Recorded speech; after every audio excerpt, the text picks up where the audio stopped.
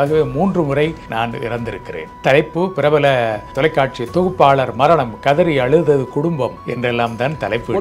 படமும் வேற, என்னுடைய படத்தையும் போட்டிருந்தார்கள். பரவாயில்லை, அதன் மூலம் அவருக்கு ஏதோ ஒரு சின்ன வருமானம் கிடைத்திருக்கும் என்று நம்புகின்றேன். இறந்து விட்டு தான் ஒரு வீடியோ வந்து பதிவு செய்யப்பட்டிருக்கு. ஏன்னா அந்த வீடியோல தம்ப்நெயில் இருக்குது. அந்த தம்ப்நெயில்ல பாத்தீங்கன்னா உங்களுடைய ஒரு பிணம் ஒன்று இருக்கு, அது இறந்ததா போட்டு தான் வச்சிருக்காங்க. அது நான் பார்த்தேன், எனக்கு ஒரு பெரிய ஷாக். அது இதை பார்த்து நான் சிரித்தேன், அவ்வளவுதான். காரணம், இந்த இணையதளத்தின் மூலம் வாழ்க்கைக்கு வருமானத்தை தேட வேண்டும் என்று நினைப்பவர்கள், இதை யாரோ ஒருவர், நான் அதாவது என்னோடு பணியில் இணைந்த ஒரு நண்பர் அறிவிப்பாளர் திடீரென்று இறந்தார். அது என்னுடைய உள்ளத்தை மிகவும் பாதித்தது.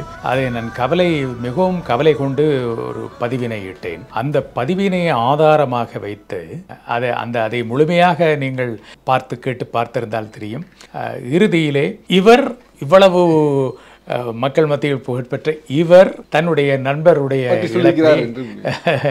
அதற்காக வருந்தினார் என்று முடித்திருப்பார். ஆனால் அதுக்கு கொடுக்கப்பட்ட தலைப்பு பிரபல தொலைக்காட்சி தொகுப்பாளர் மரணம், கதறி அழுதது குடும்பம் என்றெல்லாம் தான் தலைப்பு. படமும் வேற, என்னுடைய படத்தையும் போட்டிருந்தார்கள். பரவாயில்லை, அதன் மூலம் அவருக்கு ஏதோ ஒரு சின்ன வருமானம் கிடைத்திருக்கும் என்று நம்புகின்றேன். காரணம், லட்சக்கணக்கானவர்கள் அதை பார்த்து. தொலைபேசி அழைப்புலாம் வந்ததா? அது மாதிரி இப்படி என்னாச்சுன்னு பதட்டத்தில் தொலைபேசி அழைப்புலாம் வந்ததா?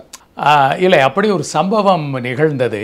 எங்களுடைய வானொலியில் பணியாற்றும் ஒரு சகோதரி, அவருடைய கணவருடைய பெயரும் ஹமீத். அவர் தன்னுடைய பெயரை விசாலாட்சி ஹமீத் என்று தான் வானொலியில் அறிவிப்பார். அவர் பகுதி நேர அறிவிப்பாளர், நிரந்தர பணியாளர் அல்ல.